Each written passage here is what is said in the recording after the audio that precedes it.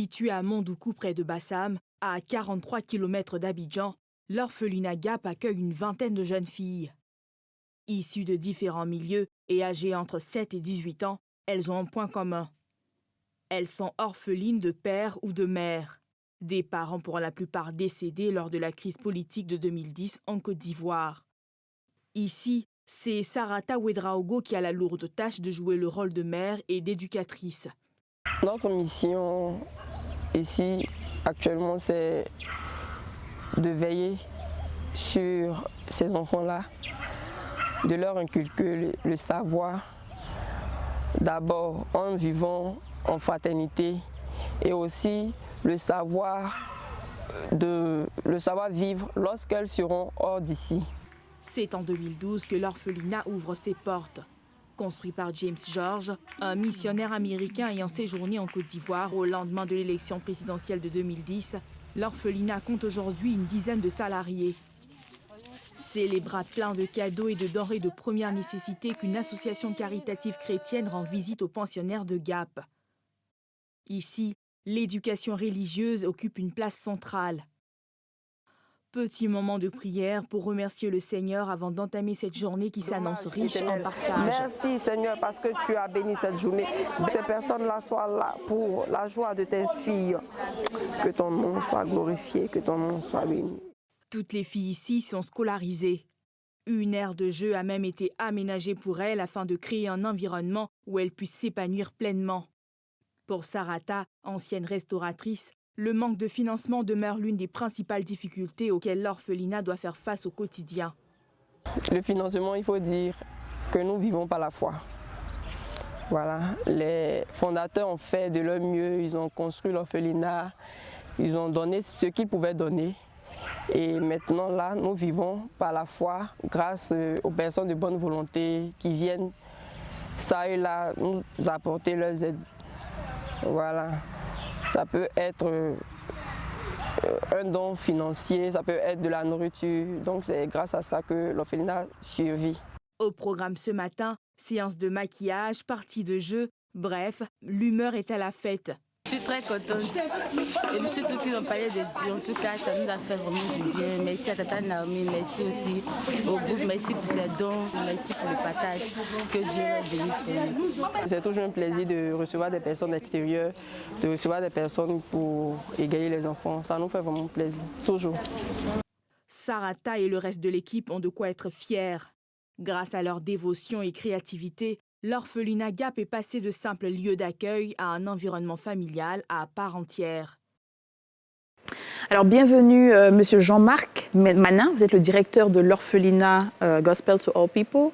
Et Sarata Ouedraogo, vous êtes l'éducatrice. Alors, je vais vous poser la question à tous les deux. D'où est venue cette passion pour les enfants en difficulté? D'abord, je voudrais dire merci à la télévision, voilà, d'ici, comme on l'appelle. NCI. NCI, voilà. L'idée de l'orphelinat est venue juste après la guerre de 2002, la guerre qu'a connue la Côte d'Ivoire. Dans les débuts, nous avions constaté que d'abord à l'ouest, parce que là-bas, il y a eu vraiment pas mal de dégâts. Et l'orphelinat a été créé, comme vous l'avez bien connu, par un couple missionnaire, James et Lanelle George. Et ayant des églises un peu à l'ouest et à l'intérieur du pays, les pasteurs ont constaté qu'il y a des enfants qui ont perdu les parents et certains vivaient dans des églises chez des personnes non connues. Voilà. Donc les enfants étaient au fait livrés à elles-mêmes. Et donc c'est dans cette optique-là, les pasteurs ont décidé de demander une aide auprès des fondateurs pour pouvoir encadrer ces enfants. Et donc, l'idée est venue après la guerre qu'a connue la Côte d'Ivoire. Mais en quoi cette passion, enfin, comment vous avez embrassé cette passion, vous, personnellement et individuellement? Personnellement, l'émotion est grande, voyant des enfants vraiment qui n'ont pas décidé de vivre dans ces états, voilà, et qui, du coup, se retrouvent orphelins, orphelines. Voilà, en tant que pasteur, pour moi, c'est ma contribution à l'éducation de ces enfants. Et vraiment, j'ai eu vraiment chaud au cœur quand j'ai été même appelé pour travailler à l'orphelinat. C'est vraiment une passion pour moi de venir en aide à ces enfants-là. Et vous, Sarata, c'est pareil? Il faut dire que je n'avais jamais travaillé dans ce genre de milieu. Et lorsque j'ai reçu l'appel pour travailler dans un orphelinat, je me suis dit, bon, pourquoi ne pas essayer? Et lorsque je suis arrivée là-bas, quand j'ai vu les enfants, ça m'a fait vraiment chaud au cœur et je me suis lancée sans hésiter. La plupart de ces filles que vous avez prises sous votre aile, vous les avez trouvées comment?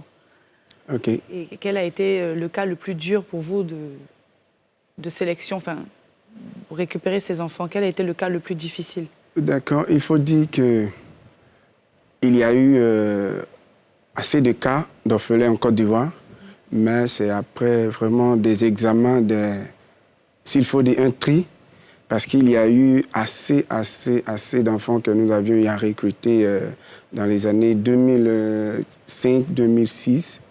Voilà.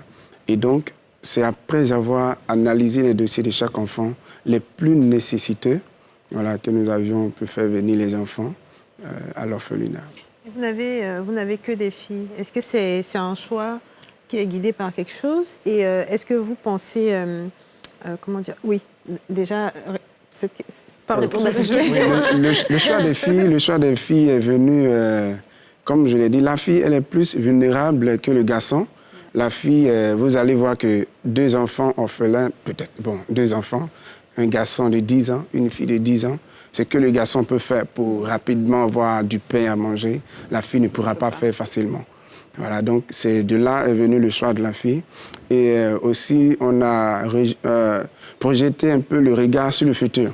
Aujourd'hui, les filles sont à 18 ans, 17 ans pour certaines. Imaginez les enfants, garçons et filles de 18 ans, 17 ans dans un endroit. C'est vrai, nous sommes dans un cadre chrétien, mais on ne pourra pas gérer vraiment toutes les circonstances qui vont survenir après par rapport à la sexualité et autres. Donc, c'est pourquoi nous avons fait le choix sur les filles. Et aujourd'hui, vous avez combien de pensionnaires? On a actuellement 26 filles qui sont à l'orphelinat. Et votre capacité d'accueil, elle est combien? 100 enfants. 100 enfants. Alors, une question qui a été soulevée dans le portrait qu'on a regardé tout à l'heure, ça avait un rapport avec tout simplement la viabilité de l'institution, de l'orphelinat qui existe depuis quelques années, mais qui dépend vraiment des dons ponctuels finalement. Et comment est-ce que vous vivez ça au quotidien, cette pression d'avoir de l'argent pour pouvoir continuer votre activité? Il faut dire, comme Sarata l'a dit, nous vivons par la foi, c'est un slogan que nous avions là-bas, parce que les fondateurs, ils sont un couple missionnaire qui vont dans des pays, après quelques moments qui changent de pays. Mais pour ceux qui ont fondé cet orphelinat-là, ils sont tout le temps là, ils sont encore là, mais avec l'âge, pour cette année par exemple, depuis février dernier, ils sont repartis, ils ne sont pas encore revenus. Donc parlant de finances, nous ne sommes pas subventionnés. Nous n'avons pas vraiment une structure sur laquelle compter pour dire à la fin. Justement, vous ne pouvez pas avoir des partenariats avec le gouvernement, avec le ministère de la Protection de l'Enfance, par exemple? Par exemple, le ministère de la Protection de l'Enfant, dans les années passées, on avait des réunions avec Madame le ministre, quand Anne Ouloto était là. Voilà, après elle, on a eu d'autres rencontres, où même plusieurs orphelinats ont évoqué le cas de peut-être l'électricité, des factures. Et jusqu'à présent, on n'a pas eu vraiment une suite favorable. Donc, bon, malheureusement. Voilà. Malheureusement, il faut dire, les fondateurs, quand nous avons des besoins que je leur écris, ils font ce qu'ils peuvent, comme les factures, souvent la scolarisation des enfants, mais pour la nourriture, les vêtements des enfants, il faut dire, ça a été vraiment compliqué dans les débuts. Ouais. Mais puisque Dieu est souverain, il est le père de l'orphelin, il fait vraiment l'effort de nous venir en aide à chaque fois par des personnes de bonne volonté qui contribuent. Sarata, vous êtes éducatrice là-bas. C'est quoi le quotidien de ces jeunes filles-là? Bon, actuellement, c'est l'école. D'accord. Voilà, le quotidien, c'est se lever le matin, prendre le petit-déj et s'apprêter pour partir à l'école. Elles vont toutes dans des écoles différentes ou vous enseignez sur place? Non, elles vont dans les écoles différentes. Vous les inscrivez dans les écoles? Oui, elles sont inscrites. Vous payez vous-même l'école de toutes ces filles-là? Oui, c'est les fait partie des fondateurs frais. qui s'en occupent. Est-ce que c'est un cursus normal qu'elles font ou est-ce que vous les mettez aussi dans des systèmes de formation qui leur permettent justement de se débrouiller après, lorsqu'elles atteignent l'âge de 18 ans? Ok. Parmi elles, il y en a qui font le cursus normal. Voilà. Et il y en a certaines aussi qui sont en formation. Pour d'autres, il y a certaines qui sont en formation de couture, d'autres dans l'esthétique. Et le reste... Et le reste, à l'école normale, voilà. Et après, quand elles atteignent l'âge de 18 ans, Oui. est-ce que vous vous assurez quand même un suivi lorsqu'elles décident de s'émanciper, de partir? Est-ce que vous assurez un suivi? Il faut dire, c'est là l'objectif des fondateurs, parce qu'il ne suffit pas de donner de la nourriture aux enfants et puis après 18 ans, les relâcher. Et donc, les fondateurs ont comme objectif suivre ces enfants-là à ce qu'elles soient indépendantes financièrement et vraiment sur tous les plans. Et donc, pour le moment, elles vont toutes à l'école. Elles vont toutes à l'école. Et c'est cette année, on a eu 3 qui ont essayé de se démarquer un peu, 2 qui ont voulu faire la couture et 1 fait l'esthétique. Et donc, on pense suivre ces enfants-là, même quand elles sortiront de l'orphelinat un jour, voilà, suivre qu'est-ce qu'est devenu leur vie après l'orphelinat. Voilà, par exemple, moi, en tant que pasteur, je suis plus sur leur vie spirituelle. Voilà, comment faire pour que ces filles-là soient vraiment un modèle quand elles sortent de l'orphelinat, même étant à l'école. Et donc, on prie que Dieu vraiment nous vienne en aide afin que lorsque ces filles-là sortent, elles puissent être à l'aise, comme on le dit, elles puissent avoir vraiment quelque chose comme un boulot. Et donc, pour celles qui, toutes ne pourront pas continuer les études, voilà, donc nous voulons offrir des formations aux filles, voilà, pour qu'elles puissent avoir quelque chose quand elles sortent. Aussi, s'il y a un numéro, une sorte d'antenne qu'on peut appeler quand on a un dossier à vous présenter ou même des dons à faire. Ok, d'accord, aussi au 47 12 63 85. Doucement, ils vont 47 12 47 12 63 85. 63 85 pour ceux qui nous écoutent et nous regardent. 47 12 63 85. Merci 87, beaucoup. pardon, C'est bien noté. Merci. En tout cas, c'est un plaisir d'être avec vous. Franchement, moi, je n'avais pas connaissance de cet orphelinat-là. Vous faites de très belles choses.